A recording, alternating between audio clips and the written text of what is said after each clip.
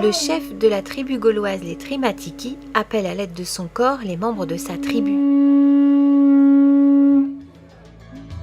Nous sommes bien à Bissheim, place de la mairie, où à l'occasion de la journée du patrimoine, la troupe de reconstitution gauloise, les Trimatiki, ont installé leur campement.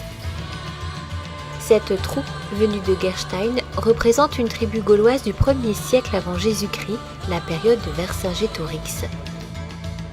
Cette troupe est composée de 35 membres.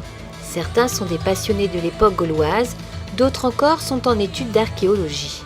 On essaye de reproduire les techniques de l'époque, disons, par exemple pour la perle de verre, il a fallu tâtonner un petit peu, on savait qui faisait la perle de verre, il y a eu des recherches, on a eu il y a eu des découvertes qui ont été faites sur certains sites qui nous ont permis de voir un peu comment c'était fait.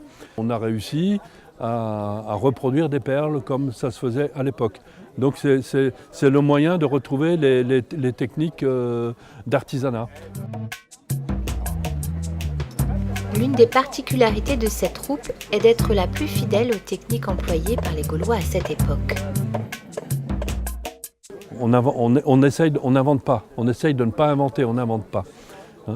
On cherche, mais par contre, si on est parti dans une direction et que demain, il y a une découverte qui se fait, je ne sais pas où, et qui dit ouais, mais comme on fait, c'est pas tout à fait comme ça. Alors on se remet en cause et on va dans cette direction par rapport à cette nouvelle découverte. Le public a pu déambuler au sein du campement et ainsi découvrir plusieurs ateliers, fabrication de perles de verre, travail de la laine ou encore poterie. On a même pu entendre du gaulois. Isarosimi kingatos teuta sekuani ande awos katamenta loedis comme agus ne teuta awerni.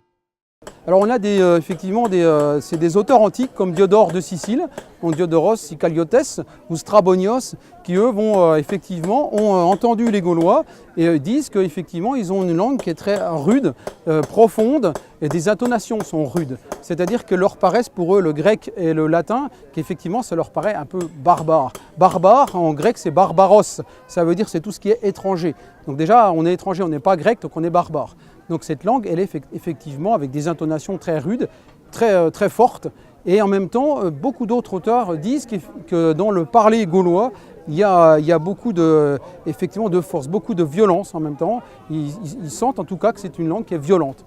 Ça leur paraît, c'est comme ça qu'ils l'entendent. Tout un travail de recherche linguistique a permis de reconstituer la langue celtique gauloise. D'ailleurs, elle a laissé aujourd'hui quelques traces.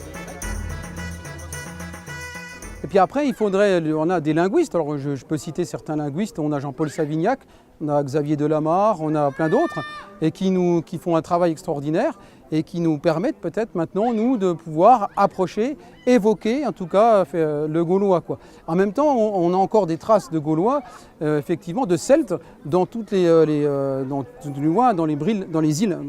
On a aussi le gallois, on a l'île de Man, on a aussi l'écossais, on a en même temps l'irlandais. Tout ça, si on l'apprend, on le travaille, on a encore des cognas, c'est-à-dire on a des mots qui vont encore perdurer, qui vont être utilisés maintenant, c'est-à-dire qui n'auront quasiment pas changé. Il y avait également un atelier gustatif. On a pu y goûter 2 recettes gauloises, des boulettes sucrées-salées. Alors la boulette sucrée, c'est plutôt du sucré-salé, donc c'est du fromage de chèvre frais qu'on prend. On mélange à même mesure avec de la semoule fine, de blé. Et on en fait des petites boulettes. Ensuite, on fait frire dans de l'huile. Bon, là, c'est de l'huile d'olive. Dans le temps, ils n'avaient pas d'huile d'olive, ils avaient certainement autre chose, de l'huile de noix, de la graisse pure. Et après ça, une fois que c'est un petit peu refroidi, nous, on le prend avec un cure-dent. C'est pas forcément histo, mais disons que c'est plus simple. Sinon, vous prenez 2 petites baguettes, vous prenez les boulettes qui sont frites et froides.